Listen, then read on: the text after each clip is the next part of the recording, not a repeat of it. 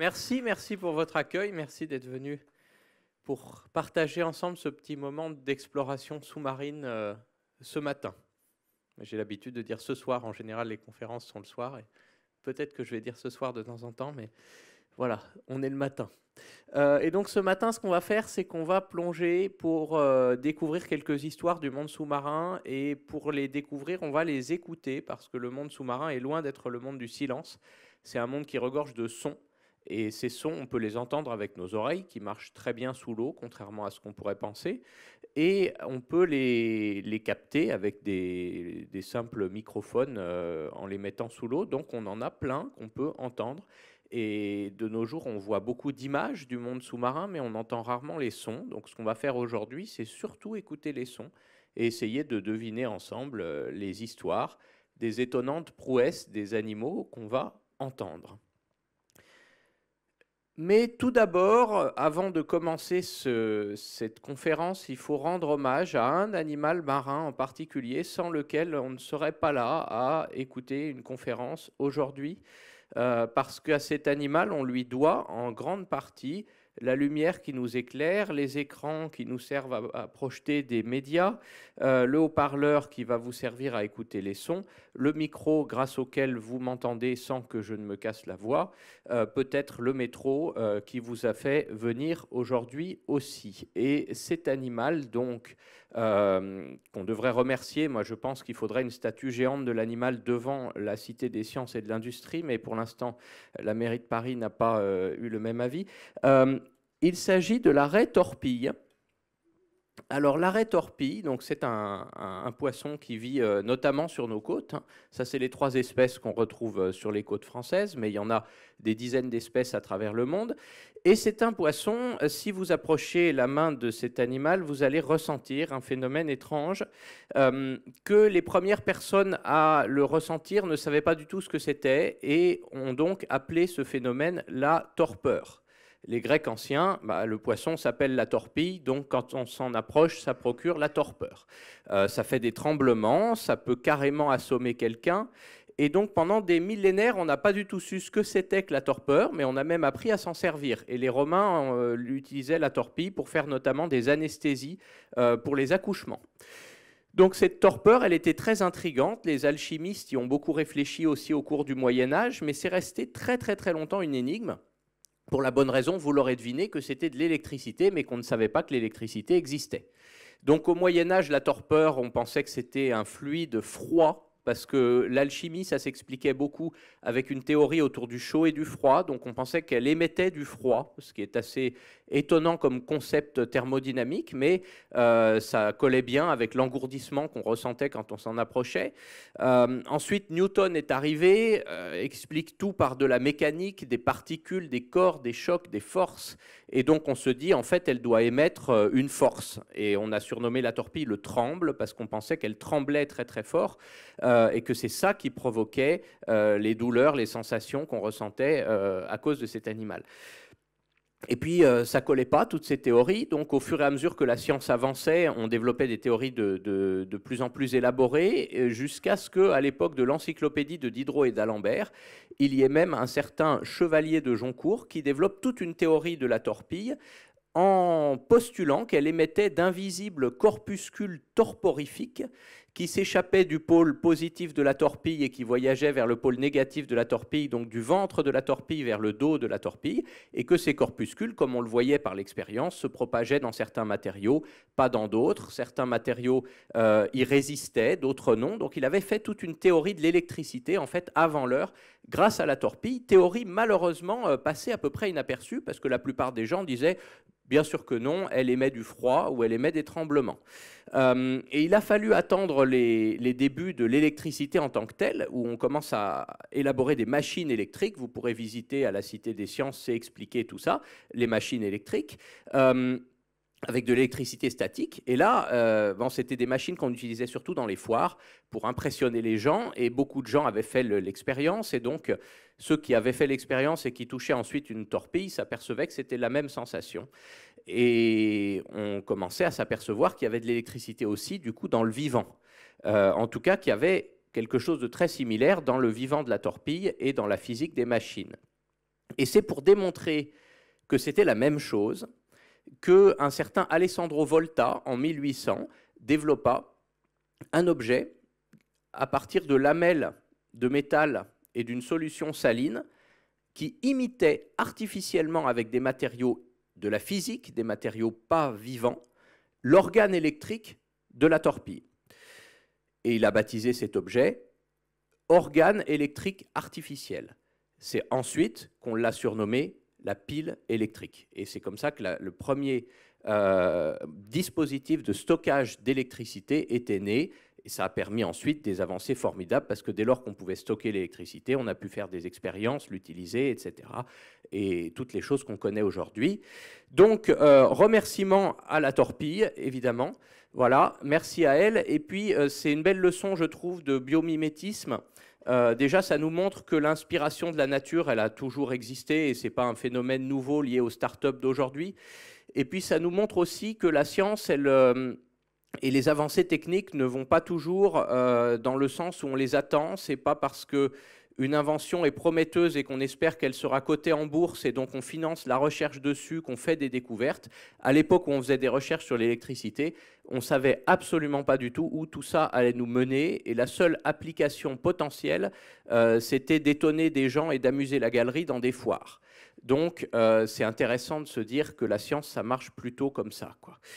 C'est un peu à rebours des systèmes de financement actuels.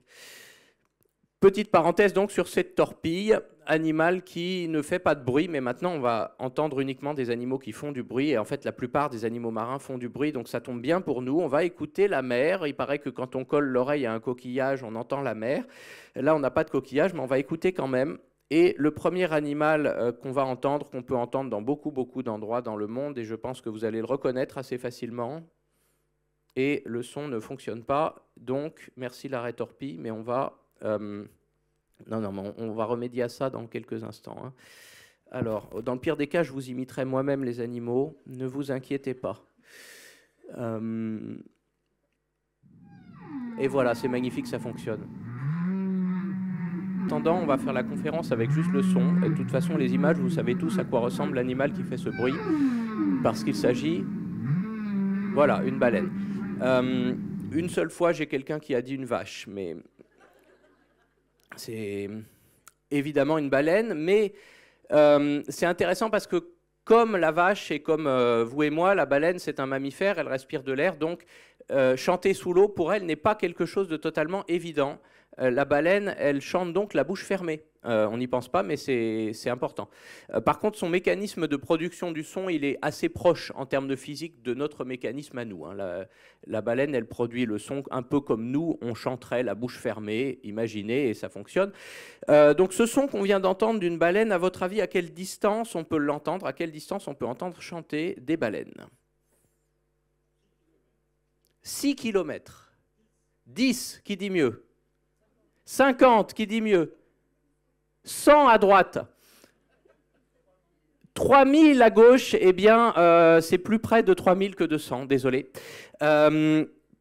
3000, ouais, c'est à peu près 2000 en fait. C'est en tout cas plus de 1000 et souvent plus de 2000 km. Alors comment elle fait ça, la baleine? C'est quand même assez fou, hein, 2000 km, on n'y pense pas comme ça, mais donc une baleine qui chante au large de la Bretagne, on l'entend jusqu'en Espagne, quoi. C'est quand même assez incroyable. Comment ça fonctionne? Bah, déjà, la baleine, elle est énorme, donc elle produit beaucoup de bruit, mais ça ne suffirait pas du tout à l'entendre à 2000 km. Ensuite, elle est dans l'eau. Ça aide déjà beaucoup plus, parce que le son, c'est une vibration de la matière. Et donc, plus la matière, elle est dense, plus le son se propage à la fois vite et bien, c'est-à-dire sans s'atténuer. Donc, dans l'eau, le son se propage beaucoup mieux. Comme l'eau est beaucoup plus dense que l'air, le son se propage beaucoup mieux que dans l'air. Et c'est pour ça que dans les westerns, les Indiens collent leur oreille aux rails de chemin de fer pour entendre la locomotive arriver, alors que dans l'air, ils ne l'entendent pas. C'est que dans le fer du rail, le son se propage beaucoup plus vite et en s'atténuant beaucoup moins. Et dans l'eau, qui est un peu moins dense que le fer, mais quand même beaucoup plus dense que l'air, eh bien, ça fonctionne de la même façon. Et ça expliquerait qu'on puisse entendre les baleines à une centaine de kilomètres, ce qui est déjà impressionnant, mais pas à des milliers de kilomètres. Alors comment ça se fait qu'on les entende à des milliers de kilomètres? Elles ont une astuce supplémentaire, les baleines. elles maîtrisent le même principe que les fibres optiques, mais pour le son. Ce qu'elles vont faire, c'est qu'elles vont descendre dans certaines couches d'eau de l'océan. Et il faut savoir que l'océan, ce n'est pas une étendue d'eau uniforme. C'est plus un peu comme un gâteau où il y a des couches de différentes densités, différentes salinités, différentes températures. Et donc les couches plus ou moins denses, le son, il voyage, mais lorsqu'il rebondit à la surface à l'interface entre deux couches, il est réfléchi. Parce que ce n'est pas le même indice acoustique. Hein. Et donc ça, c'est le même phénomène que ce qui fait que la lumière, elle est réfléchie sur une vitre, par exemple. Eh bien, il y a la même chose pour le son. Quand ce n'est pas le même indice acoustique, ça rebondit. Et c'est ce qui fait qu'on a de l'écho, par exemple, hein, quand le son rebondit sur des montagnes ou sur des murs. Eh bien, c'est la même chose à l'intérieur de l'océan. Donc la baleine se met dans une certaine couche, de sorte que le son rebondisse à la fois quand il va monter et quand il va descendre sur la couche du dessous. Et du coup, le son, elle en émet un peu dans toutes les directions, mais quand il monte, il redescend, quand il descend, il remonte. Ce qui fait qu'il va traverser cette couche en ligne droite. Et ça permet au son de voyager beaucoup plus loin sans être atténué, et c'est exactement le même principe que la fibre optique pour la lumière. La fibre optique, c'est en quelque sorte un canal tapissé de miroirs. Je schématise parce qu'il y a différentes technologies avec ce qu'on appelle des sauts d'indice ou des gradients d'indice, mais en gros, c'est ça. Et donc, la lumière, lorsqu'elle monte, elle rebondit sur le miroir du dessus, elle est réfléchie. Quand elle descend aussi, et elle finit par avancer en ligne droite. C'est la même chose pour le son chez les baleines. C'est ce qu'on appelle un guide d'onde. Et c'est comme ça que les baleines arrivent à communiquer à des milliers de kilomètres. Alors, les chants des baleines, il y en a de toutes sortes, qui ont toutes sortes d'usages pour les baleines. Hein. Là, on peut entendre par exemple... Ça, c'est beaucoup moins mélodieux d'un coup. C'est des chants d'interaction entre la mer et le baleineau. On entend même à l'oreille hein, que c'est beaucoup moins mélodieux parce que c'est beaucoup plus utilitaire. Tandis que ce qu'on entendait tout à l'heure, ces fameuses chansons qu'on entend des baleines en général, hein, qui sont les plus mélodieuses, souvent on écoute celles de la baleine à bosse parce que c'est celles qui sont dans des fréquences sonores les plus harmonieuses pour nos oreilles et c'est celles qui sont les plus structurées, mais la plupart des espèces de baleines ont des super chansons aussi. Hein. Eh bien, ces chansons-là, il est possible que les baleines les chantent exactement pour les mêmes raisons que nous quand on chante, c'est-à-dire pour aucune raison ou pour des raisons pas claires du tout. Hein, pourquoi on fait de la musique et pourquoi on en écoute, chacun a sa raison ou pas, mais on le fait. En tout cas, le fait est que les éthologues appellent ça une culture, en tout cas des traits culturels chez les baleines, parce que ces chansons, non seulement les baleines, elles vont se les transmettre les unes aux autres. Certaines populations de baleines qui maîtrisent une chanson vont pouvoir les partager avec d'autres populations de baleines qui ont d'autres chansons et s'échanger comme ça des tubes. Mais en plus d'une génération sur l'autre et au fil des échanges, les baleines modifient les tubes comme une reprise de chanson que chaque artiste va remodifier un petit peu à sa sauce. Les refrains, les structures restent les mêmes, mais certains couplets changent, évolue, etc. Donc un patrimoine qui est à la fois immatériel, qui se transmet et qui évolue, c'est pour les éthologues la définition même de ce qu'on peut appeler une culture. Donc les baleines, il y a des traits même culturels, ça ressemble beaucoup à ce que font les humains. Alors je vais vous faire écouter maintenant un son que vous ne devinerez pas, a priori que vous ne reconnaîtrez pas, parce qu'il n'y a qu'un seul animal au monde qui produit ce son. Mais je vous le fais écouter quand même. Et quand je dis un seul animal au monde, c'est pas une seule espèce. C'est un seul animal, un seul individu. Ce son, il s'agit d'un chant de baleine, hein, on le reconnaît à la structure, c'est des chants en ondes comme ça qui sont propres à la famille des... Ah, génial, on va peut-être avoir un dépannage. En attendant, je vous raconte l'histoire de ce son. Donc c'est un chant de baleine, famille des rorquals, parce que ça se reconnaît à la structure du chant. Manque de peau, cette baleine-là, elle est exactement au niveau des fréquences sonores de son chant, dans une bande où aucune autre baleine ne chante. Je m'explique, chaque animal, hein, vous comme moi, comme les baleines, a une certaine gamme d'audition, de fréquences sonores qu'on peut entendre. Pour nous, c'est de 20 Hz à 20 kHz. Plus aigu, plus haute fréquence, on n'entend pas, c'est ce qu'on appelle les ultrasons. Plus basse fréquence, on n'entend pas non plus, c'est ce qu'on appelle les infrasons. D'autres animaux ont d'autres gammes. Le silure entend très bien les infrasons, la chauve-souris entend très bien les ultrasons. Certains ultrasons, pareil, jusqu'à une certaine gamme, et ainsi de suite. Et donc les baleines, c'est la même chose, chacune a une certaine fenêtre sonore qu'elle est capable d'entendre, et donc dans laquelle elle va chanter pour que ses congénères l'entendent. Et c'est très pratique parce que ça permet de faire comme un canal radio, et avec des bandes sonores assez étroites, on peut comme ça ne parler quasiment qu'aux individus de la même espèce. Cette baleine-là, elle chante dans une fréquence que ni le rorqual commun, ni la baleine bleue, qui sont les deux plus proches bandes de radio possibles, ne peuvent entendre. Donc voilà, là vous imaginez que vous êtes dans la situation de la baleine bleue ou du rorqual commun qui est devant cette baleine mystérieuse, on ne l'entend pas. Aucune autre baleine ne peut l'entendre parce que simplement elle émet dans des fréquences sonores inaudibles pour les autres. Les seuls qui l'entendent finalement, c'est nous les humains, en mettant des microphones au large des côtes de la Californie. À chaque migration des baleines depuis la fin des années 80, on entend cette baleine qui passe et qui chante sans que personne ne puisse l'entendre. Donc comment ça se fait, on ne sait pas, parce qu'on ne l'a jamais observé et analysé d'assez près pour savoir pourquoi elle est incapable de se faire entendre comme ça. Probablement qu'elle est née sourde et qu'elle n'a pas pu rectifier le son de sa voix.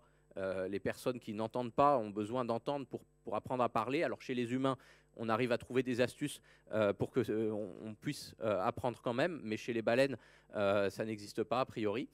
Donc c'est peut-être ça, c'est peut-être une malformation. Il s'agirait peut-être d'un hybride de rorqual commun et de baleine bleue, ça arrive souvent, mais qui n'aurait pas de chance et qui aurait été mal formé au niveau de la production sonore.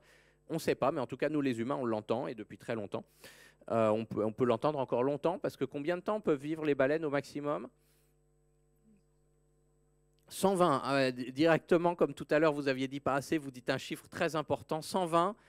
Est-ce que quelqu'un dit mieux 100, on baisse? Non, pas plus 200, voilà, oui, c'est plutôt même 260, voilà.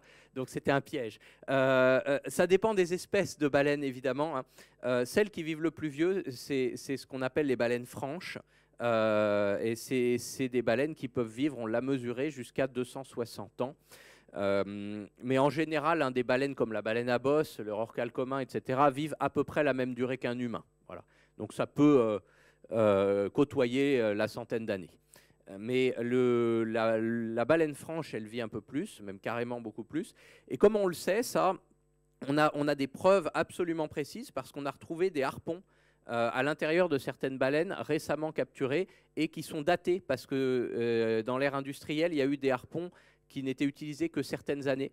Et on a pu recouper comme ça l'année où c'était utilisé.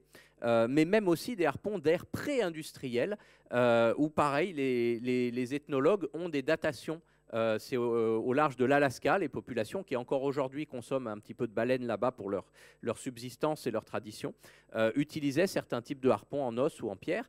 Et bon, souvent la baleine s'échappait et donc dans le lard de certaines baleines, on retrouve et on sait comme ça quand est-ce qu'elle s'est pris un coup de harpon et parfois c'est très très ancien.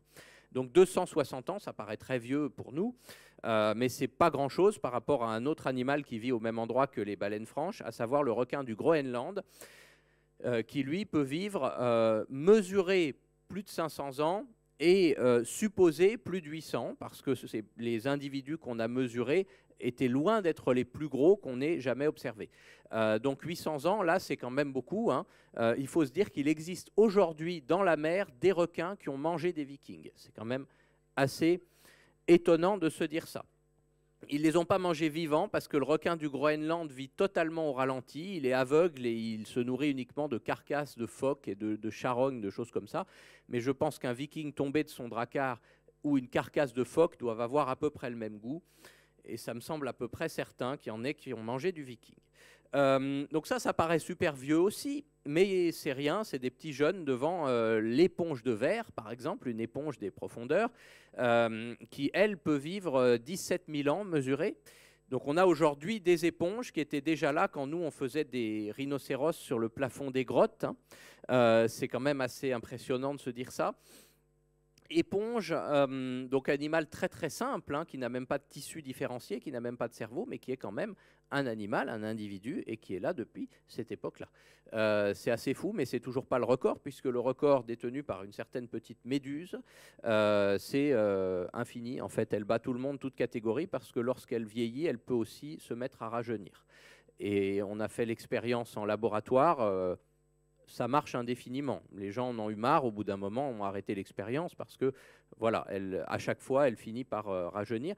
À chaque fois qu'on fait l'expérience, mais de temps en temps, certains individus choisissent quand même de pousser le vieillissement jusqu'au bout et donc de mourir, ce qui permet à l'espèce de conserver sa diversité génétique, d'éviter la consanguinité. Donc, quelque part, la méduse se sacrifie pour le groupe et même si elle est potentiellement immortelle, elle choisit, entre guillemets, quand même de mourir. Alors, rassurez-vous, ça n'est pas un choix cornélien, elle n'a pas de cerveau, elle ne se prend pas la tête pendant des jours pour choisir de se sacrifier. C'est programmé dans les gènes de son espèce et ça se fait un peu automatiquement. Petite parenthèse sur les animaux très vieux.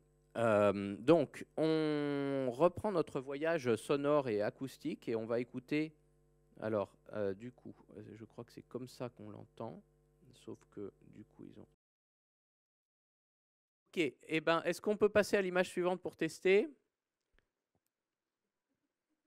Voilà, et celle encore d'après? Formidable. Eh ben, on va essayer comme ça. Merci à la régie qui a réussi à trouver une solution en séparant l'image du son, mais ça va marcher. Donc, c'est très bien. Ok, eh bien, on est reparti dans l'océan et on va écouter à nouveau des sons sous-marins et avec les images en même temps, ce qui est formidable. Et ce qui est d'autant plus formidable que dans la mer, en général, c'est pas comme ça, parce que la partie éclairée dans l'océan, ça représente qu'une toute petite partie de l'océan en lui-même. Donc ça, c'est intéressant de se dire ça, parce qu'il faut pas l'oublier, et c'est pour ça aussi qu'on fait écouter des sons, c'est parce que dans la mer, le son est beaucoup plus important que l'image. Et nous, on voit des images, parce qu'on est des humains, on est surtout visuels, et c'est ça qu'on voit toute la journée sur les écrans, les livres, etc. Mais en fait, c'est le son qui est le plus important dans la mer, parce qu'à partir de 400 mètres, vous avez à peu près plus de lumière. Et les océans, ils vont jusqu'à plus de 1000 mètres, 2000 mètres, et même presque 10 000 dans les fosses océaniques. Donc la grande majeure partie de l'océan, c'est dans le noir, et on a le son, mais on n'a pas la lumière. Ou plutôt, on n'a pas la lumière du soleil. Certaines espèces vont créer leur propre lumière, mais en général, il n'y a pas de lumière.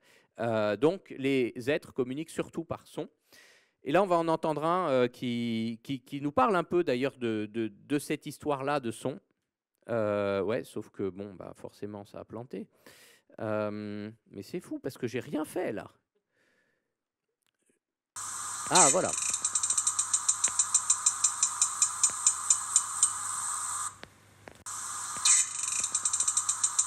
Voilà le son. Donc, vous l'entendez, à votre avis, qu'est-ce que c'est? Cachalot, cachalot, me répond-on. Alors, est-ce que je vais réussir à l'arrêter maintenant? C'est ça la... Voilà. Donc, cachalot, on me dit... Cachalot, parce que vous êtes des gens qui connaissaient bien les animaux, donc vous pensez tout de suite, clic, clic, clic, égale un cétacé à dents. Alors, un cétacé à dents, c'est la famille, effectivement, des cachalots, mais aussi tout ce qui est beluga, dauphin, orque, globicéphale, narval, etc. Tous ces animaux, ils ont la particularité d'émettre des clics.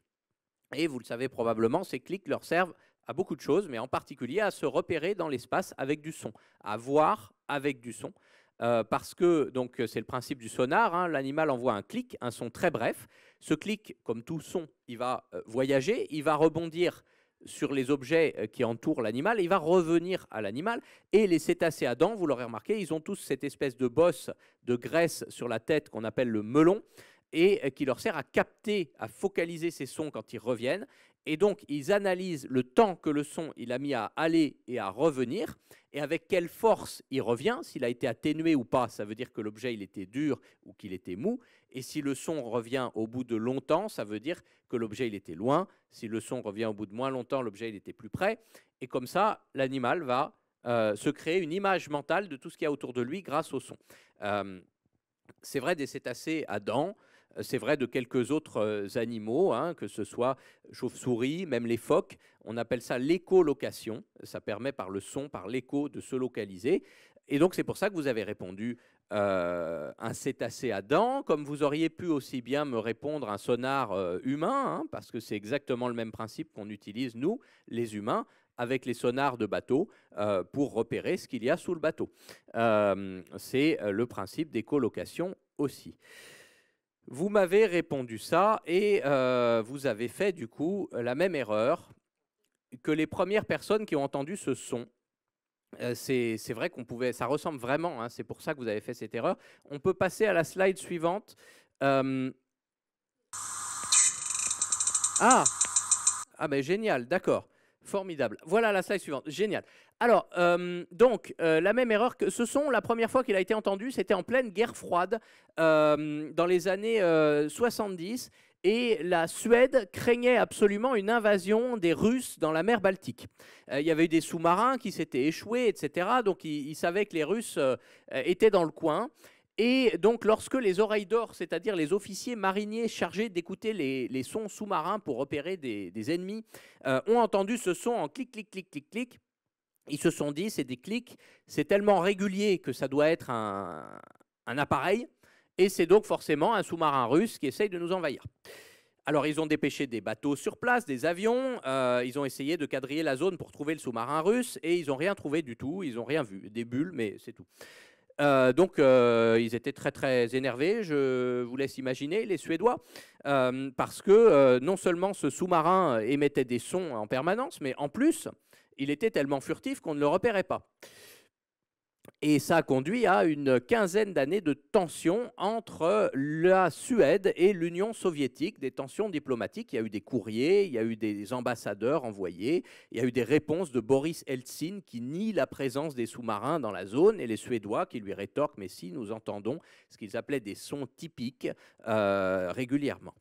Et il a fallu attendre la chute de l'Union soviétique pour que le dossier soit déclassifié, c'était secret défense évidemment, et qu'il soit confié à des biologistes plutôt que d'être confié à des militaires. Et là, eh bien, les biologistes ont tout de suite reconnu que ce son typique que vous venez d'entendre avait été causé par, réponse en slide suivante, roulement de tambour, des harengs. Voilà. Donc, harengs qui communique, comme vous le voyez sur l'image, au moyen de flatulences. Il pète. Voilà. Donc, le hareng, contrairement à nous, lorsqu'il fait ça, il essaie de faire le plus de bruit possible. Son système digestif est doté d'une tuyauterie spéciale pour vraiment amplifier le son. Et ça va lui permettre de communiquer avec ses congénères. On ne sait pas encore le genre d'informations qu'ils se transmettent, mais ça joue un rôle dans les nages groupées, le fait qu'ils forment des groupes, des bancs, notamment quand vient la nuit pour se regrouper. Donc les harengs communiquent comme ça, et ça a failli déclencher une guerre. C'est un peu l'histoire de guerre et paix. Voilà. Alors, non, je ne suis pas sûr que ça mérite. Je suis pas sûr. Le hareng, ouais, vous voyez sur l'image aussi ce qui est intéressant avec le hareng, juste une petite parenthèse, c'est un animal vraiment génial, on ne dirait pas comme ça, mais c'est très argenté, comme tous les petits poissons comme ça, les harengs, les sardines, les aloses, les anchois, c'est très très argenté. On peut mettre la slide suivante où on voit des anchois, voilà, ça a une peau qui brille, hein, vous le savez, et en fait c'est le miroir le plus parfait de la nature, et qui est quasiment aussi parfait que les miroirs qu'on fait nous les humains, c'est-à-dire qu'en termes de réflexion de la lumière sous tous les angles, ça réfléchit quasiment aussi bien que des miroirs qu'on met plusieurs centaines de milliers d'euros à fabriquer en laboratoire. Donc c'est absolument génial à ce niveau-là, parce que ça réfléchit la lumière sous tous les angles et avec une même polarisation. Alors, on ne rentrera pas maintenant dans les détails sur la polarisation, mais c'est une propriété de la lumière, un peu comme sa couleur, mais que nos yeux ne voient pas. Et que par contre, les écailles la couche argentée située sous les écailles de ces poissons-là arrive à réfléchir. Et ça leur permet de se fondre complètement dans la mer et d'être absolument camouflés, en fait. Pour nous, ils sont brillants parce que quand ils sortent de l'eau, forcément, ça brille. Mais dans l'eau, ils sont généralement extrêmement camouflés et fondus dans leur décor. Slide suivante, on va écouter un son. On peut mettre la suivante et lancer le son. Sinon, je le lance moi, ou du moins j'essaye.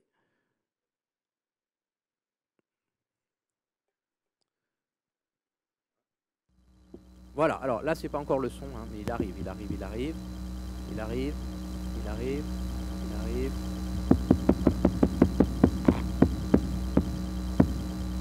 Toc, toc, toc, toc, toc, qui est là? Alors, ce son est émis par un des animaux marins qu'on croise, que les Français croisent le plus souvent dans leur vie. Alors, est-ce que vous avez une idée? Le dauphin, ce serait sympa que ce soit le dauphin qu'on croise le plus souvent dans nos vies, mais non, c'est pas le dauphin. Ah, l'anguille. Alors, l'anguille, c'est vrai que c'est un des animaux qu'on croise le plus souvent sans la voir, parce qu'on est tout le temps proche d'une anguille. Il y en a qui vivent un peu partout, même si elles ont totalement décliné de 90% les populations d'anguilles dans les dernières 20 ans.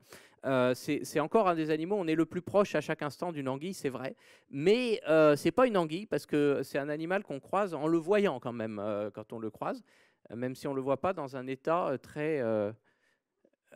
c'est pas le poisson rouge. C'est pas la méduse, non, c'est slide suivante. Le cabillaud. Alors peut-être que c'est parce qu'il y avait beaucoup de végétariens dans la salle que vous n'avez pas deviné, mais le cabillaud, c'est... On l'entend à nouveau quand même pour le plaisir, voilà. Donc toc toc toc, vous entendez bien, on va voir ensemble comment il émet ce bruit. Le cabillaud, c'est le premier ou le deuxième poisson le plus consommé. On peut peut-être l'éteindre là, parce que c'est bon, c'est sympa le chant du cabillaud, mais c'est pas non plus Bruce Springsteen, quoi. Donc, c'est le poisson le plus consommé à l'état frais. En numéro 1 ou numéro 2, ça se rivalise avec le saumon d'élevage. En général, chaque année, c'est l'un ou c'est l'autre. Et donc, c'est un animal qu'on croise quand même très souvent sur nos étals. Le cabillaud, comment il émet le son comme ça? Comme beaucoup de poissons, hein. La réponse, elle est sur l'image. Vous voyez que son ventre, il est bien gonflé sur la photo. C'est la vessie natatoire, c'est cette poche de gaz qui permet au poisson de monter ou de descendre dans la colonne d'eau, qui en termes d'évolution a la même origine que nos poumons. C'est-à-dire que l'ancêtre commun à nous et au cabillaud, il avait un poumon primitif qui lui servait à respirer dans l'air. Et puis certaines lignées sont parties dans l'eau et ont donné le cabillaud. Et ce poumon, chez cette lignée-là, s'est transformé en vessie natatoire. Et puis d'autres lignées sont sorties de l'eau et le poumon a continué à se développer. Il s'est même dédoublé et c'est vous et moi, entre autres. Et donc le cabillaud, il a cette poche de gaz, comme la plupart des poissons, qui lui sert de ballast, mais qui lui sert aussi à faire du bruit, parce qu'une poche de gaz, on peut tambouriner dessus, et donc il a un muscle spécial qui lui permet de tambouriner sur la vessie natatoire, ça produit du son, et ça leur permet de communiquer. Ça, d'accord, c'est comme ça qu'il fait du bruit, mais comment est-ce qu'il entend? Il n'a pas d'oreille. Alors, par vibration, oui, mais le son, c'est une vibration, mais comment il la capte, cette vibration? Nous, on la capte avec nos oreilles. Un os, j'entends. Des pierres, j'entends. Ah, il y en a qui ont lu le livre, là. Non, alors, il y a plusieurs... En fait, il y a deux organes principaux pour entendre chez ce poisson. Alors, le premier, on le voit sur la photo. Vous voyez que le long du flanc du cabillaud, il y a cette ligne blanche. Tous les poissons ont une ligne comme ça le long du flanc qui s'appelle la ligne latérale. Et si on observe de près, en fait, ce n'est pas une ligne, c'est des pointillés. Et au fond de chacun de ces petits pointillés, un petit trou. Et ce petit trou, il y a à l'intérieur une cellule ciliée, donc une cellule avec des petits cils, comme les cellules de nos oreilles qui captent les vibrations de l'air. Là, ça capte les vibrations de l'eau. Et ça capte la vitesse de l'eau. Le petit cil, il se courbe plus ou moins quand l'eau va bouger. Et ça, c'est transmis au système nerveux de l'animal. Et donc, c'est comme ça que donc, notre cabillaud, il va entendre les mouvements de l'eau. Il va arriver à savoir sa vitesse. Et il va arriver à savoir aussi les vibrations un peu lentes de sons à basse fréquence, donc les sons graves. Pour les sons aigus, c'est avec une autre manière, et c'est un peu l'idée que quelqu'un nous a dit des os. C'est vrai il faut une structure dure pour pouvoir entendre. Vous le savez, il y a des écouteurs qu'on peut mettre sur notre crâne et on entend. C'est parce que la vibration se propage bien dans un matériau dur. Or, le poisson, il est dans l'eau, il est quasiment constitué que d'eau, donc il est aussi dur que l'eau. Du coup, le son le traverse sans le faire vibrer a priori. Et même ces os à lui, les arêtes qui sont de l'os, hein, c'est pas assez dur pour ça. Donc, il lui faut un matériau très dur qui vibre au passage de l'eau et qui soit beaucoup plus dur que tout le reste. Et donc, il a développé des pierres, ce qu'on appelle les otolithes, qui sont situées à l'intérieur du crâne du poisson. Si vous ouvrez une tête de poisson derrière les yeux, vous trouvez ces pierres. Selon les espèces de poissons, elles sont plus ou moins grosses. Pour le cabillaud, elles font à peu près la taille de l'ongle du petit doigt. Pour un poisson comme le maigre, elles vont faire plutôt la taille du pouce. Et puis pour un poisson comme le thon, parce qu'il n'y a pas de logique, hein, pour un thon de 500 kg, elles vont faire la taille d'un grain de riz. Donc il n'y a pas de logique, mais il y a certains poissons qui entendent mieux que d'autres à cause de ça. Et donc ces pierres, elles vibrent au passage des ondes sonores et ça transmet l'information aux poissons pour les sons les plus aigus. Donc deux façons d'entendre pour le cabillaud, mais pour tous les poissons, en fait, ça fonctionne comme ça. C'est super efficace, surtout la ligne latérale, c'est très impressionnant parce que nous, on a deux oreilles. Grâce à ça, on entend le son, la directionnalité du son, pas trop mal. Si on en avait qu'une, on ne saurait jamais d'où vient le son. Imaginez le poisson qui a des centaines de neuromastes, de capteurs répartis sur son corps. Et il en a déjà des deux côtés tout le long, mais il en a aussi souvent sur la tête, sur le dos, etc. Donc c'est extrêmement efficace pour tout ce qui est de se repérer dans un environnement sonore. Et encore une fois, on l'a dit, mais on le redit, le monde marin, c'est surtout un monde de sons. Le cabillaud, c'est intéressant de remarquer que c'est un poisson qui a nourri l'humanité pendant à peu près 5 ou 6 siècles. C'est les Vikings, les premiers, qui ont commencé à saler le cabillaud pour en faire de la morue, c'est-à-dire un produit qui garde les capacités nutritives mais qui se conserve. Et on n'avait pas de frigo à l'époque, donc c'était extrêmement pratique. Ça leur a permis de découvrir l'Amérique vers l'an 1000 à la recherche de bancs de cabillaud et d'exploiter, de pêcher ces bancs de cabillaud à partir de cette époque-là. Et comme ils allaient aussi vers l'Est, les Vikings, l'Est pour eux, c'est chez nous, c'est notre côte ouest, et ils pillaient les régions européennes, et il y a eu quand même des échanges culturels, et peu à peu, les Européens ont développé l'art de saler la morue aussi.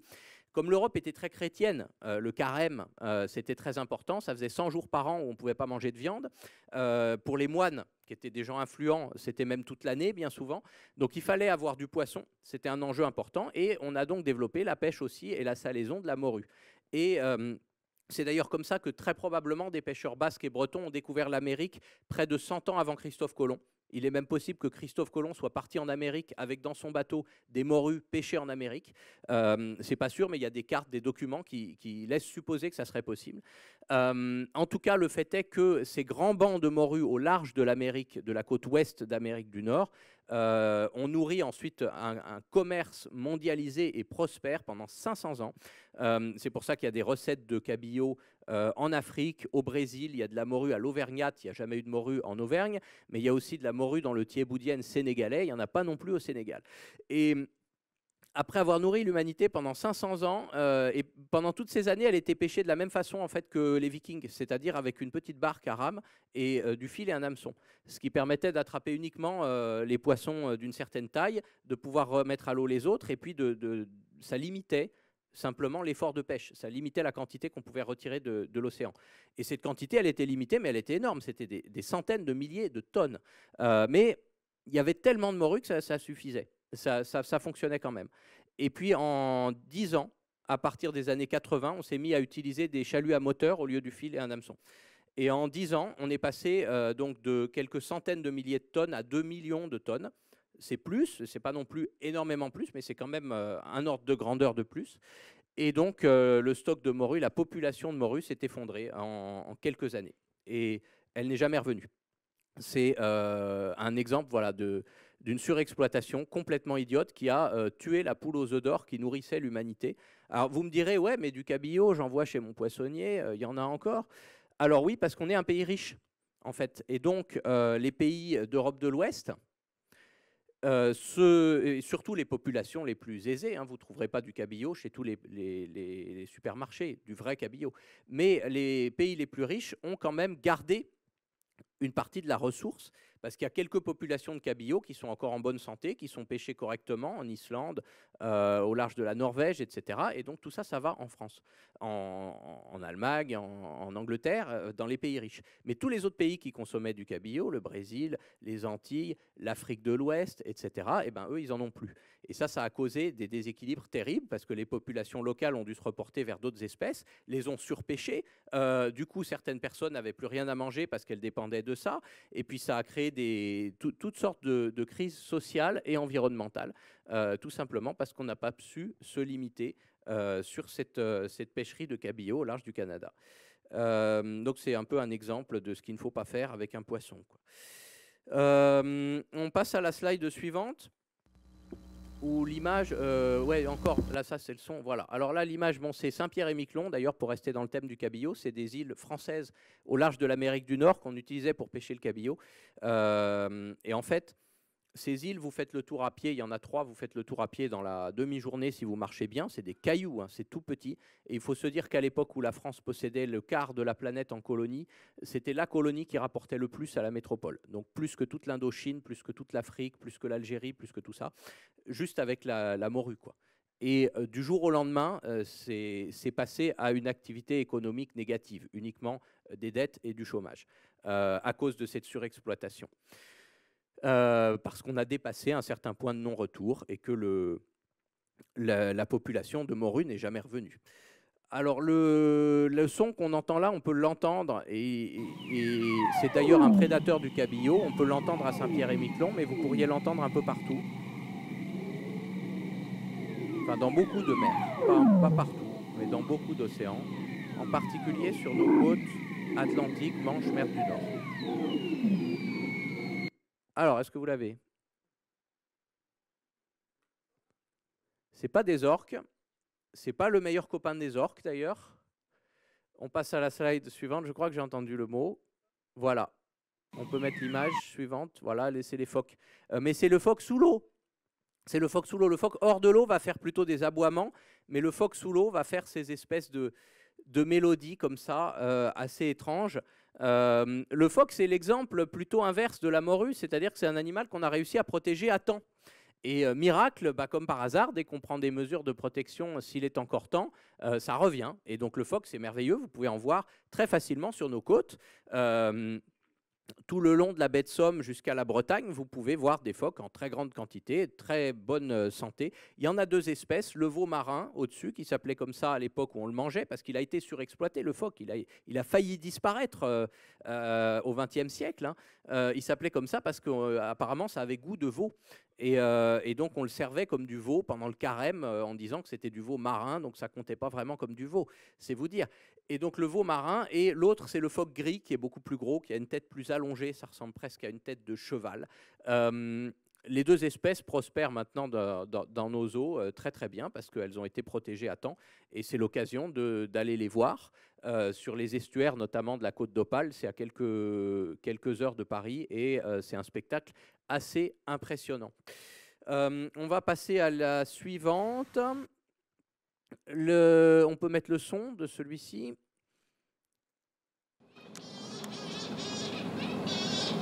Alors là, c'est un son que je vous fais entendre.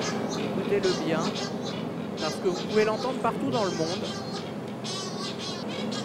C'est hors de l'eau qu'on l'entend, ce son-là. Je précise, c'est pas sous l'eau, c'est hors de l'eau. Est-ce que quelqu'un a une idée?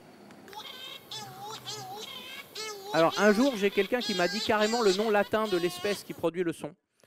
C'était pas le même que celui qui avait dit la vache, hein. Mais est-ce que quelqu'un l'a aujourd'hui? On a des gens qui connaissent bien les animaux aujourd'hui. Un labe, on n'est pas loin du tout. C'est une victime du labe, et à côté, bravo, c'est un puffin. Ah oui, on n'est pas sur du latin, mais on n'est pas loin quand même du record voilà, pour l'avoir reconnu. Alors, c'est un puffin. On peut passer, j'ai le réflexe, on peut passer l'image pour voir à quoi ça ressemble un puffin, pour ceux qui ne voient pas trop, parce que c'est vrai que ce n'est pas l'animal qu'on voit le plus souvent. On peut mettre la slide suivante, si c'est possible. Non. Je ne vais pas vous imiter le puffin quand même. Donc le puffin, je vous le fais entendre. Non, c'est l'image qu'il faudrait mettre. Voilà, merci. Alors, le puffin, je vous l'ai fait entendre parce que c'est un animal qui vit partout, en fait, sur toutes les mers du monde, parce qu'il a un mode de vie très particulier. Ils sont en couple pour la vie, monsieur et madame puffin, ou madame et madame d'ailleurs, parce qu'il y a des couples de puffins homosexuels. Mais donc, ils sont en couple pour la vie, et ils vont être séparés toute l'année, à voyager chacun de son côté sur les océans, et ne se retrouver qu'une fois par an pour élever un petit, toujours au même endroit. Et donc on peut les voir sur n'importe quel océan du globe, ça navigue comme ça un peu partout, les puffins. Et c'est un animal qui va passer tout son temps au large, mais qui va revenir fidèle au même endroit pendant des années et des années. C'est un animal qui a un destin assez romantique. Il y a un des lieux de nidification de certaines espèces de puffins qui se trouve dans les îles devant Marseille. On en a beaucoup près de chez nous, mais il passe aussi le long de la Bretagne, etc. Et maintenant que vous avez entendu ce bruit, sûrement qu'un jour, ou en bateau, ou en vacances au bord de la mer ou autre, vous l'entendrez et peut-être vous le reconnaîtrez, vous vous souviendrez de l'histoire. C'est pour ça que je vous le fais entendre. Le puffin, qui est le cousin et quasiment la même chose, mais en plus petit, qu'un autre oiseau beaucoup plus connu qui a exactement le même destin et qu'on appelle l'albatros. C'est celui qu'on voit sur la photo en bas. Est-ce qu'on peut passer à la suivante? C'est un mode de vie qui est lié à celui d'un poisson, à savoir le thon, qui a le même destin, mais sous l'eau. C'est-à-dire que le puffin, l'albatros, ne s'arrête jamais de voler. Ils vont même quasiment jamais se poser, et ils vont planer. Ils battent quasiment jamais des ailes, et ils utilisent les vents pour l'énergie du vent comme un planeur pour s'élever, descendre, etc. et planer comme ça. Le thon, lui, il s'arrête jamais de nager. Pourquoi? Parce que si je vous demande d'imiter un poisson, vous allez faire... Et vous imiterez du coup beaucoup de poissons, mais pas le thon, parce que le thon, c'est le drame de sa vie, il ne peut pas faire. Il n'a pas les muscles qui lui permettent de battre des ouïes pour se ventiler les branchies tout seul. Du coup, il doit ouvrir la bouche et nager droit devant lui pour faire passer l'eau à travers ses branchies et respirer. Il ne fait pas ça, il coule et il se noie, ce qui est quand même la honte quand on est un poisson. Donc, il a développé toutes sortes d'astuces de l'évolution pour être extrêmement musclé et nager 200 km par jour sans s'arrêter, même quand il dort, il nage. Et donc, c'est parfait, qui se ressemblent s'assemblent. Les puffins et les thons vont chasser ensemble les anchois, les sardines, etc. Et en général, naviguer de pair, parce que c'est deux animaux qui ont le même mode de vie et qui vont très bien ensemble. Est-ce qu'on peut passer à l'image suivante? Juste les albatros, voilà, je vous en montre quelques-uns. C'est la même idée que les puffins, seulement on n'en a pas chez nous. Parce que, à part au Japon, la plupart des albatros se sont développés dans l'hémisphère sud. Et ils ne peuvent tout simplement pas traverser l'équateur. Parce que très très grands, ils ont besoin, on a dit c'est des planeurs, donc ils ont besoin de vent pour voler. Donc ils sont cantonnés aux latitudes où il y a du vent. Et à l'équateur, il y a cette zone que les navigateurs appellent le poteau noir, où il n'y a pas de vent. Et ça veut dire qu'ils ne peuvent pas, tout simplement pas, voler, les pauvres albatros, dans l'équateur. Donc ils ne traversent pas l'équateur, il n'y en a que dans l'hémisphère sud. Mais ils ont d'autres adaptations fabuleuses. Les albatros, comme les puffins d'ailleurs, ont un bec avec une sorte de gros tube, des grosses narines en tube. Ça leur permet de dessaler l'eau de mer. Donc, comme ça, ils peuvent vivre en pleine mer en totale autonomie. Ils boivent l'eau, après ils éternuent en quelque sorte et ça enlève le sel. C'est une glande extrêmement complexe qui leur permet de faire ça. Tellement complexe que les créationnistes utilisent ça comme argument contre Darwin, en disant c'est forcément Dieu qui a fait un truc pareil, parce que regardez, vous-même, vous arrivez à peine après 50 ans d'études à nous expliquer comment ça marche. Bon, c'est un argument fallacieux, évidemment.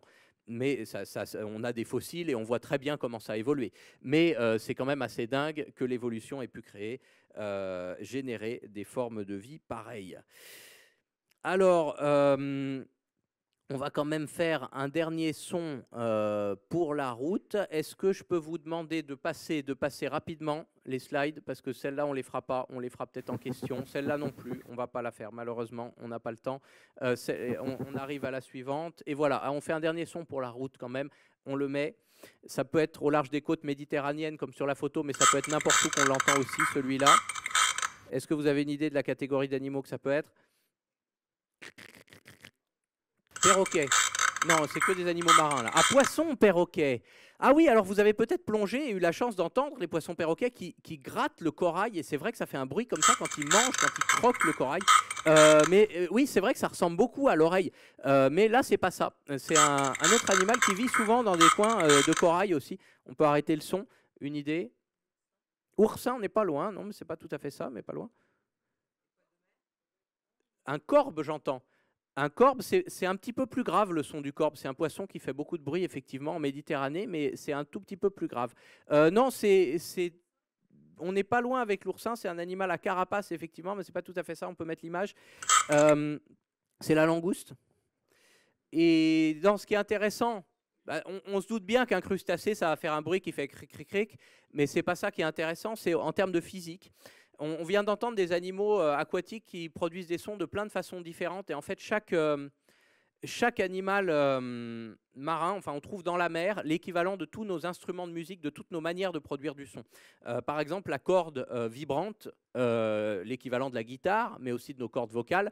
La baleine va faire la même chose, la rascasse aussi d'ailleurs, va faire vibrer une corde pour produire du son. Le tambour, faire vibrer une membrane, ça c'est ce qu'on a entendu par exemple avec le cabillaud, mais vous avez aussi la crécelle, faire vibrer une lame, ça va être ce qu'on va entendre dans le cas de certains poissons-chats qui vont striduler avec leurs épines. Vous avez le xylophone, faire frapper, faire vibrer par des coups, qui est un peu le même principe que le piano aussi, la corde frappée, ça c'est ce qu'on peut entendre chez les hippocampes. Enfin bref, chaque production sonore, il y a l'équivalent dans la mer, mais il n'y a qu'un seul animal au monde qui joue du violon, qui a le principe physique du violon dans sa production sonore, et c'est la langouste. Alors, qu'est-ce que ça veut dire jouer du violon? Ça veut dire émettre des sons par cordes frottées. Un frottement qui produit du son, c'est pas si évident comme ça à conceptualiser, parce que voilà, je frotte des choses, j'entends pas forcément beaucoup de bruit. Comment ça se fait que le violon fonctionne et fasse du bruit par cordes frottées? C'est la même chose que ce qui se passe quand vous essayez de déplacer un meuble lourd sur le sol. Vous l'aurez remarqué, au début, pour mettre le meuble en mouvement, c'est difficile. Vous poussez de plus en plus fort, et dès que le meuble se met à glisser, c'est d'un coup beaucoup plus facile. Manque de pause, c'est tellement plus facile que même inconsciemment, on relâche nos efforts, le meuble s'arrête à nouveau et on doit recommencer à pousser. Et quand on fait ça vite, eh bien, la séquence d'arrêt et de glissade successive du meuble va engendrer un bruit de brrrr, le fameux bruit de déménagement. Si vous aviez une chaise, en vous levant de votre chaise, vous auriez pu faire l'expérience. On peut le faire en poussant il faudrait un meuble un peu lourd à pousser, mais je ne vais pas le faire avec ça, sinon ça va se casser la gueule. Mais vous imaginez l'idée, vous voyez le truc, et en fait, ça, pourquoi ça fait comme ça? Eh bien parce que le frottement du meuble sur le sol, il est beaucoup plus fort quand le meuble est à l'arrêt que quand le meuble est en mouvement. Et ça, pourquoi c'est le cas, personne ne sait l'expliquer. C'est un mystère de la physique, on sait le calculer, mais on ne sait pas expliquer le fondement de pourquoi c'est comme ça. Et donc, comme quoi, des mystères de la physique, il y en a dans les galaxies, les trous noirs ou les atomes, mais il y en a aussi dans le meuble qu'on pousse dans un déménagement. C'est assez rigolo de se dire ça. Et des solutions à ces mystères de la physique, il y en a chez les violonistes qui utilisent justement le même phénomène avec leur archet sur la corde de violon pour produire du son. Ce qui se passe, c'est que l'archet, on lui met de la colophane, donc c'est une résine qui adhère, et l'archet, il adhère à la corde de violon, donc il l'entraîne un peu, puis il la lâche parce que ça glisse, et ainsi de suite, et ainsi de suite, et ainsi de suite. Et c'est ça qui fait que la corde, elle vibre et que le son, on l'entend. Et donc, la langouste, elle fait exactement la même chose en jouant. Son archet, c'est son antenne. Son violon, c'est une partie de sa carapace. Et elle arrive à émettre du son par corde frottée. C'est le seul animal connu avec le violoniste humain à le faire. Bon, c'est un peu moins mélodieux. Elle s'en sert pour repousser ses prédateurs. C'est moins mélodieux, mais vous mettez la langouste ou Paganini devant un requin blanc, il se peut que ce soit la langouste qui s'en sorte. Voilà, donc on va passer à l'image, on va passer rapidement l'image de la langouste là parce qu'on en a parlé. On passe la rascasse, on l'a évoqué, mais on en parlera peut-être plus tard autour d'un café. Et on va mettre la dernière image là. Et donc tout ça pour vous dire qu'on a écouté plein de sons sous-marins. On a découvert ensemble un petit peu que le monde sous-marin n'était pas du tout le monde du silence. Et c'est des sons que vous pouvez entendre vous-même en mettant la tête sous l'eau. Alors là, on va essayer une technique. Normalement, ça marche très bien avec l'ordi, mais là, comme ça, on va voir. On clique l'image suivante et on clique donc un coup. Voilà, donc ça, c'est le son que vous pouvez entendre le plus souvent en mettant simplement la tête sous l'eau. Et quelqu'un l'a évoqué tout à l'heure, c'est les oursins. Les oursins qui croquent la roche. Donc sur toutes les côtes rocheuses, vous l'entendez, ça, pour manger les algues, ils croquent, ils croquent. Les petites crevettes, etc., ça fait des petits pétillements comme ça. Ça, vous l'entendez simplement en mettant la tête sous l'eau. Les autres sons, il faut être souvent dans la zone où vit l'animal en question, mais il y a des zones où vivent plein d'animaux et où, en fait, en prêtant l'oreille et en faisant abstraction des bruits comme les bulles, les vagues, etc., on peut entendre énormément de sons. Et là, on va cliquer une fois de plus, s'il vous plaît. Et donc, si on ajoute et on clique une deuxième fois et on clique une troisième fois et on clique une quatrième fois. Et donc voilà, pour vous montrer un peu ce qu'on peut entendre dans le monde sous-marin si on ajoute des différents bruits comme ça. C'est une véritable cacophonie, donc on va essayer de cliquer quand même pour l'arrêter. Voilà, donc pour vous dire, oui, eux, ils méritent d'être applaudis, je pense. Mais donc le monde marin, c'est un monde avant tout de bruit, plein de sons merveilleux, et ça a une fonction biologique, hein, cette chorale du récif corallien, comme ça permet à plein d'espèces, les larves, qui sont abandonnées en pleine eau quand elles naissent, de retrouver leur milieu, leur habitat. Et donc ça a énormément de rôle pour tous ces animaux, le son. Et nous, on a un impact forcément sur le son qui commence tout juste à être découvert, parce que encore dans les années 60, Cousteau il titrait Le monde du silence, donc on pensait qu'on pouvait faire du bruit, de toute façon personne n'entendait rien. En fait, on s'aperçoit que si. Typiquement, beaucoup d'échouages de cétacés parce que on a fait des explosions sous-marines pour l'armée ou pour des forages pétroliers, et puis ça les rend sourds. Et comme on l'a dit tout à l'heure, un cétacé à dents qui est sourd, c'est un cétacé qui est aveugle. C'est comme si nous, on était aveugles. Et donc, il s'échoue comme ça.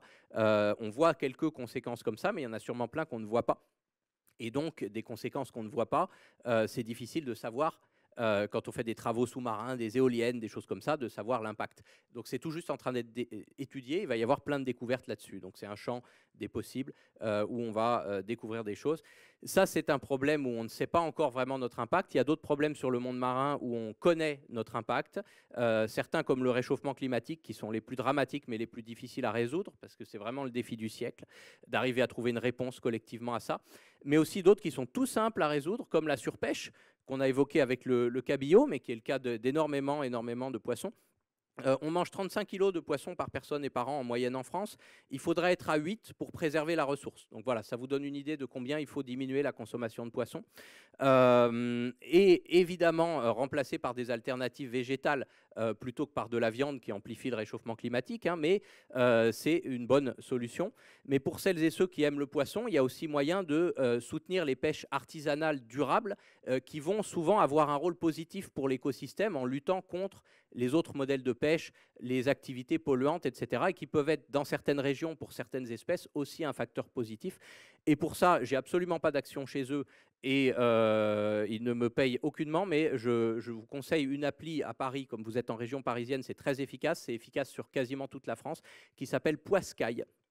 Poiscaille, c'est facile à retenir, et en fait, c'est un circuit court de la mer qui donc vous permet de découvrir des poissons, d'acheter soit en boutique en ligne, soit sur commande, avec des paniers en s'abonnant ou à la demande, hein, donc toutes sortes de produits de la mer, en étant sûr qu'ils sont pêchés uniquement de manière artisanale, à la ligne, par des tout petits bateaux qui respectent la ressource selon les saisons, etc. Donc ça, c'est le plus simple et ça permet d'avoir des produits de qualité qui respectent l'océan.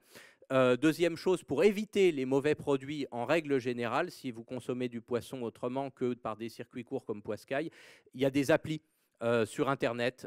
En un clic, vous les trouvez, donc je ne vais pas en conseiller une plutôt qu'une autre, mais il y en a une qui s'appelle Éthique Océan qui est bien, mais il y en a plein d'autres, où en un clic, vous pouvez savoir si un poisson est surpêché ou pas et quelles sont les alternatives. Donc c'est quand même une bonne chose d'y penser avant d'acheter son filet aux fiches ou son poisson carré, de juste regarder en un clic, et là on voit des choses hallucinantes et on se dit, bon, bah, peut-être que je vais manger des carottes à la place, ou peut-être que je vais manger simplement une sardine de chez Poiscaille qui a été pêchée durablement et qui n'est pas dans les mêmes configurations. Donc voilà, c'était la petite minute écolo, mais je pense que c'est important de rappeler ça parce qu'on a un impact, on fait partie de cet écosystème marin nous-mêmes, et malheureusement l'impact en ce moment, il n'est pas très bon.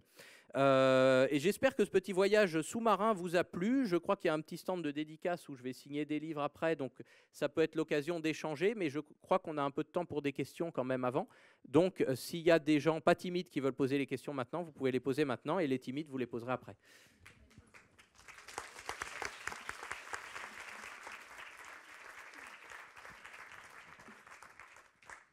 Ah oui, oh, il y a la publicité pour le livre, c'est formidable. Waouh! Bonjour et merci, c'est vraiment très intéressant. Je rebondis juste sur la dernière chose que vous venez de dire par rapport aux espèces qui s'échouent. Parce que c'est vrai qu'on le voit très souvent maintenant dans les informations. Et très souvent, ils disent pas que en fait, c'est l'impact de l'homme qui a pu rendre, si j'ai bien compris, sourd. Alors, il y a de tout, hein. Il y a évidemment des espèces qui s'échouent naturellement, parce qu'un dauphin mort, ça flotte, comme c'est un mammifère, il a les poumons remplis d'air, hein. D'autres animaux vont couler, mais pas les dauphins. Donc il y en a qui s'échouent naturellement, et surtout, pour ne pas confondre ceux qu'on entend tout le temps aux infos, là, des dauphins qui s'échouent, il y a des échouages massifs sur les plages françaises, surtout golfe de Gascogne, en ce moment. C'est d'ailleurs le moment où ils s'échouent, c'est en ce moment, c'est à cause de la pêche. C'est les gros bateaux. C'est des bateaux plus ou moins gros, pas que des très gros, là en l'occurrence, qui pêchent le bar sur la période de reproduction. Ce qui est déjà une aberration écologique, hein, de pêcher une espèce pendant qu'elle se reproduit, c'est jamais très bon. Une aberration économique, parce qu'ils saturent le marché et les pêcheurs n'arrivent même pas à en vivre, et ça part en croquettes pour les poulets, parce que le bar, pourtant poisson qu'on peut vendre très cher, et ils n'arrivent même pas à le vendre. Et une aberration pour les dauphins, parce que les dauphins se nourrissent des bars à ce moment-là, ils se retrouvent piégés dans les filets. Donc, au lieu de fermer la pêche pendant la bonne période, comme il faudrait, il y a eu déjà des avancées, hein. Cette année, il y a une petite fermeture, mais pas assez longue. Malheureusement, l'État continue à subventionner des bateaux pour aller pêcher dans les zones de reproduction. Donc, tous les échouages de dauphins en France qu'on entend en ce moment, c'est lié à ça. Mais après, il y a plein d'autres phénomènes. Les baleines qui s'échouent beaucoup, de plus en plus, là, c'est lié à la fonte des glaces, et elles se perdent en fait dans les passages dans l'Arctique. Donc il y a aussi des phénomènes comme ça. Il y a plein de choses différentes, et le bruit n'est pas toujours la cause majeure, quoi. Le bruit, c'est surtout des échouages massifs de cétacés à dents, mais pas trop des dauphins, plus des globicéphales, ce qu'on appelle des péponocéphales, des baleines à bec, et ça se passe surtout dans les zones où il y a du forage pétrolier ou des essais militaires. Merci. Oui. Attendez, je vous attends. Bonjour. Pourriez-vous nous dire brièvement en quoi consiste concrètement votre métier, et nous donner un exemple de en quoi les animaux marins défient les sciences?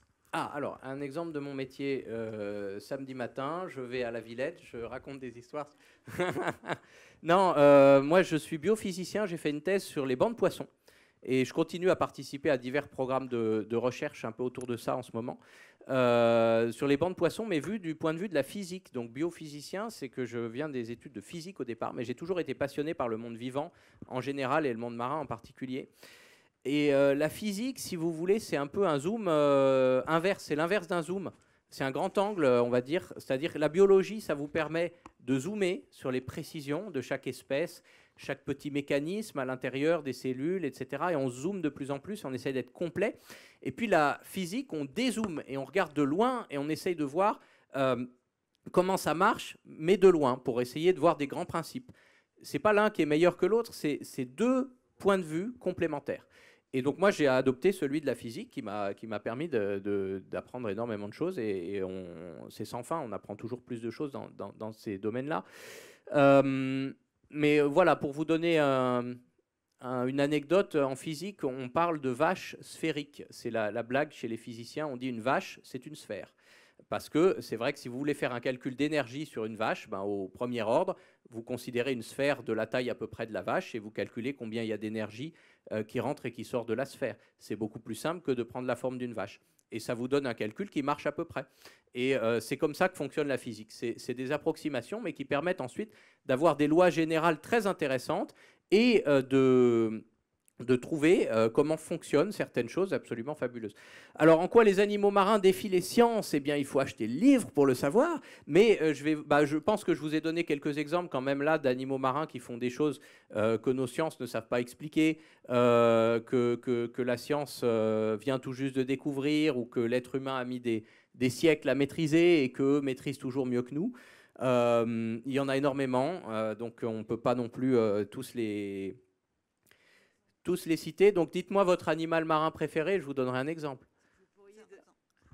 Vous pourriez nous raconter, vous avez un petit peu parlé des éponges de verre, mais les constructions des éponges de verre, moi ça m'a fasciné. Ah bah voilà, l'éponge de verre, ça c'est un super exemple. Oui, c'est un chouette exemple. La science.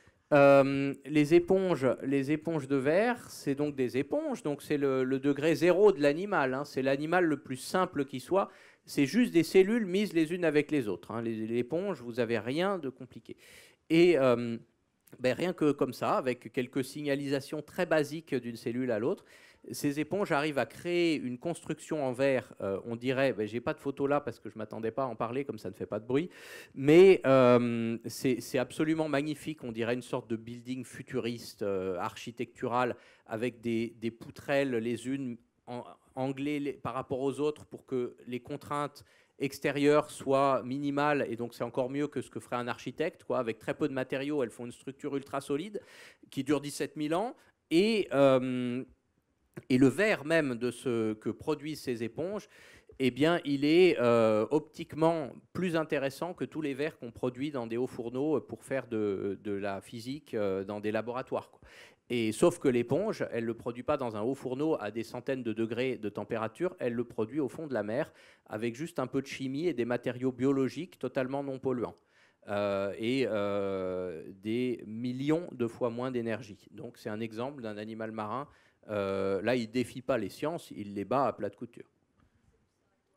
Ça lui sert à quoi? Alors, servir. C'est marrant parce que vous posez la même question à l'éponge que ce qu'on pose généralement aux chercheurs quand ils vous montrent des super inventions. Souvent, quand la recherche scientifique, quand on montre des découvertes de recherche scientifique, il y a toujours quelqu'un qui dit bah, c'est bien beau tout ça, mais à quoi ça sert? Et donc, je vous ai dit tout à l'heure que l'électricité, hein, quand on a demandé, non, je ne vous l'ai pas dit, mais quand on a demandé à Lord Cavendish, un des gars qui étudiait la torpille et qui a démontré que ça avait les mêmes propriétés qu'un condensateur électrique, donc qui était un des pionniers de l'électricité. Si on a de la lumière aujourd'hui, c'est en grande partie grâce à ce gars et ses collègues.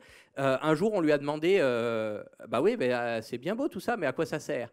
Et il a répondu j'en sais strictement rien, mais je suis sûr que dans quelques années, ils trouveront le moyen de nous le taxer. Donc, et c'était un Anglais, il avait de la répartie, moi j'en ai moins, mais alors à quoi ça sert pour l'éponge? La question est intéressante parce que c'est vrai que, voilà, en termes d'évolution, comment ça fonctionne, etc. Alors il n'y a pas un but, hein. Ce n'est pas l'éponge qui cherche à répondre à un problème comme nos ingénieurs et qui trouve une solution. C'est des hasards de l'évolution qui font qu'il y a des contraintes et que l'éponge développe plusieurs solutions. Et il y en a qui marchent, d'autres qui ne marchent pas. Celles qui ne marchent pas, elles meurent, et celles qui marchent, elles se reproduisent. Et donc progressivement, ça se fait comme ça. Mais donc ce squelette, pourquoi l'évolution l'a conservé et pourquoi ça fonctionne, c'est que ça lui donne une très grande rigidité, mais à la fois une très grande souplesse. Ce qui fait que même si c'est du verre, elle ploie quand il y a des courants, et elle arrive comme ça à garder une structure très solide. Et pourquoi elle a besoin, l'éponge, d'une structure solide comme ça pour s'élever au-dessus des fonds marins? C'est que toutes ces cellules, elles se nourrissent. Donc elle a besoin que toutes les cellules mangent, hein, une éponge, contrairement à nous où il y a la bouche qui va absorber la nourriture, puis ensuite on distribue dans notre organisme. L'éponge, chaque cellule a besoin d'avoir à manger, donc il faut que chaque cellule puisse avoir de l'eau qui passe. Donc que ça filtre l'eau partout. Et donc des courants d'eau à l'intérieur qui tourbillonnent et qui alimentent bien tout l'organisme. Et donc cette structure, elle permet ça, entre autres. Elle permet plein de choses. Et les propriétés optiques, personne ne sait. Parce qu'elles sont dingues, les propriétés optiques du verre de l'éponge. Et personne ne sait si c'est un hasard ou si c'est qu'il y a une sorte d'utilité en mode fibre optique. Et que peut-être en collaborant avec des créatures bioluminescentes, par exemple, ça permettrait d'attirer du plancton pour nourrir la bestiole. Mais ça, on ne sait pas. Peut-être c'est juste un hasard et que le verre, il a été développé, entre guillemets, pour ses propriétés mécaniques, mais qu'il a aussi des propriétés optiques. Mais que c'est un hasard, on ne sait pas. Mais en tout cas, voilà, c'est la structure, ça lui permet de filtrer l'eau. C'est le principal... Oui, c'est ce qui permet aussi absolument de déterminer son âge, parce que ça fait, au cours de la formation du verre en question, ça fait des couches comme un oignon. Donc, comme les cernes aussi d'un arbre, et on arrive comme ça à estimer l'âge en analysant aussi la chimie de ce qu'il y a à l'intérieur. Ce n'est pas toujours évident d'estimer l'âge des animaux. L'éponge de verre, c'est super parce qu'elle a un squelette très dur, comme ça, qui dure très longtemps, donc on arrive à estimer facilement l'âge. Pour des animaux plus mous, comme les poissons cartilagineux, comme le requin du Groenland qu'on évoquait tout à l'heure, ça a été extrêmement compliqué d'arriver à déterminer leur âge. Oui. Oui. Tout à l'heure, vous avez évoqué ce cétacé qui était sourd. J'ai cru comprendre qu'en même temps, sourd égale aveugle, donc égale durée de vie assez limitée. Celui-ci, il est peut-être un cas d'espèce. Est-ce que ça le rend solitaire? Alors là, c'est un cétacé qui est une baleine à fanon, donc baleine mysticette, donc comme les baleines bleues. Donc elle n'a pas le sourd égal aveugle. Le sourd égal aveugle, c'est pour les cétacés à dents. Les poissons comme les cétacés comme l'orque, le cachalot, etc. Donc cette baleine-là, je vous rassure, elle se repère à l'œil et elle voit très bien, déjà. En tout cas, ça la gêne beaucoup moins que des cétacés à dents. C'est beaucoup moins fondamental pour elle, tout ce qui est de se repérer grâce au son. Elle va utiliser, les baleines utilisent le son pour se repérer, mais c'est beaucoup moins fondamental que pour des... Parce que déjà, ce n'est pas des animaux qui chassent. L'orque et le cachalot, le globicéphale, ils ont besoin du son aussi très efficace parce qu'ils vont courir après une proie. La baleine bleue, elle filtre du plancton, donc elle a plus besoin de se mettre dans les bons courants, la bonne température, tout ça. Après, elle ouvre la bouche et ça mange tout seul. Je schématise, il y a évidemment des baleines, comme les baleines à bosse, qui ont des techniques de pêche très complexes pour encercler des bancs de poissons, etc. Mais en gros, c'est moins fondamental pour elle. Vous inquiétez pas, elle survit en tout cas. Et par contre, c'est sûr que c'est peut-être un handicap et que ça l'affecte. Je ne sais plus s'il y avait une autre partie à votre question, mais... Non, c'était est-ce que ça la rend solitaire en fait? Ah oui, alors ça, voilà. Communiquer avec ses congénères. On projette forcément sur nous et on se dit, j'aimerais pas être à la place de cette pauvre baleine, c'est très romantique. Il est très probable qu'elle soit solitaire. C'est comme ça qu'on la surnomme. On dit c'est la baleine la plus solitaire du monde parce qu'en tout cas, elle peut pas communiquer avec ses congénères à distance. Elle peut sans doute communiquer par des gestes, tout ça, mais pas par le son. Donc oui, elle est solitaire. Oui, c'est assez dramatique, mais c'est comme ça. Il y avait une question là, devant, d'accord.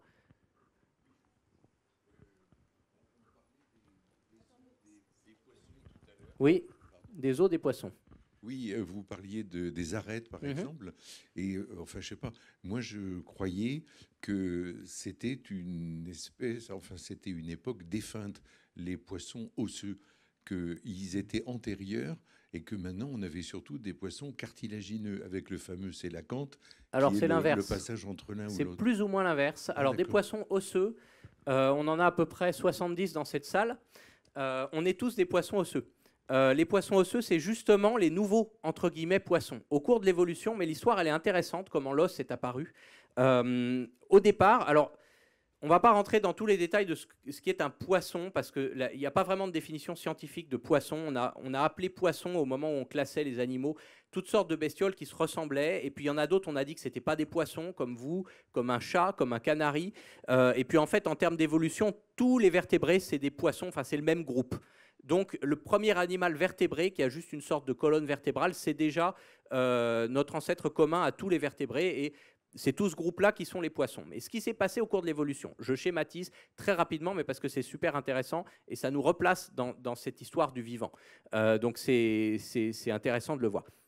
Ce qui s'est passé, c'est qu'au départ, les animaux n'avaient pas d'os, les vertébrés non plus, ils n'avaient que du cartilage, ils n'avaient même pas de mâchoire, et ils ressemblaient à, il n'y a que quelques espèces qui descendent encore de ces lignées-là, ce qu'on appelle les lamproies, donc animal, c'est un genre d'anguille, mais qui n'a même pas d'arête, qui a juste une sorte de colonne vertébrale, et qui n'a pas de mâchoire, la bouche, c'est un trou. Elle parasite les autres espèces, c'est très effrayant, mais c'est comme ça. Donc, la lamproie, on était tous des animaux un peu filtreurs comme ça et qui n'avaient pas d'os. Et puis, ce qui est apparu en premier au cours de l'évolution, ce sont donc c'est des squelettes cartilagineux. Et donc là, on est devenu un petit peu comme les requins, les raies, qui sont encore des poissons cartilagineux d'aujourd'hui et qui descendent, pareil, une lignée de cette époque-là où on a développé un squelette, mais en cartilage. Donc un squelette en cartilage, c'est déjà mieux que rien du tout, mais ça ne permet pas de marcher sur la terre ferme, par exemple. Et au départ, ça ne permettait même pas de mordre. Donc les premiers requins étaient aussi des filtreurs. Ils ne pouvaient pas mordre. Et qu'est-ce qui s'est passé? Eh bien, ce qui est apparu en premier, c'est la dent. Le matériau de la dent, qui est fait de phosphate de calcium et non de carbonate de calcium, comme les coquilles des crustacés, etc. Le phosphate de calcium résiste beaucoup mieux à l'acidité. Donc ces dents qui sont apparues chez des poissons cartilagineux, qui étaient d'abord probablement dans leur bouche ou sur leur peau, parce que la peau des requins, c'est de la dent aussi, hein, c'est de la dentine, du matériau de dent. Ces dents, comme elles résistaient à l'acidité, on a pu en mettre aussi à l'intérieur de notre corps, ce que ne peuvent pas faire, par exemple, les crabes. Leur carapace, elle est à l'extérieur parce qu'elle ne résiste pas à l'acidité. Et donc, en mettre à l'intérieur de notre corps, ça nous a permis de faire de l'os, qui est en gros du cartilage solidifié avec de la dent. Et c'est comme ça que les squelettes sont apparus. Donc, ils viennent des dents des requins, quelque part, notre squelette. C'est intéressant de se dire ça. Et donc, avec le squelette, là, pour le coup, certains de ces poissons qui sont donc devenus des poissons osseux ont pu sortir de l'eau et conquérir la terre ferme, etc. Et on connaît la suite de l'histoire. Le sélacanthe est un exemple d'un poisson osseux plus proche de nous que d'autres poissons osseux comme la carpe ou le gardon. Parce que c'est ce qu'on appelle un sarcoptérygien, et c'est donc des poissons osseux qui commencent à développer des moignons de membres plus complexes que les autres, et chez qui le poumon primitif, qui est ancestral chez tous les poissons osseux, mais est plus développé. Sauf que donc ce sélacanthe, il vivait dans des lagunes, et en gros, il était comme nous, comme nos ancêtres, quand ils étaient sur le point de sortir de l'eau, il pouvait ramper, il pouvait respirer de l'air, et puis à la grande crise de l'extinction des dinosaures, il s'est réfugié dans les abysses. Donc on l'a retrouvé dans les années 30, c'est une chercheuse sud-africaine qui l'a découvert par hasard dans un filet de pêche et qui a eu l'intuition que c'était quelque chose de dingue. Et ensuite, ils ont mis 14 ans à en trouver un autre, et c'est toujours très rare aujourd'hui, mais ça a permis de comprendre un peu le chaînon manquant entre le poisson qui est resté dans l'eau et celui qui est sorti. Et donc, c'est du poisson osseux, tout ça. Et poisson osseux, c'est notre embranchement à nous, comme celui du brochet ou de la chauve-souris. Il y avait une question derrière. C'est la dernière. On n'a plus le temps de la dernière, désolé. Vous pourrez la poser à côté à la dédicace. Et oui, parce que ça va être l'heure de déjeuner en plus. Et ben voilà, donc... merci. J'espère que ça vous a plu, c'est gentil. Merci.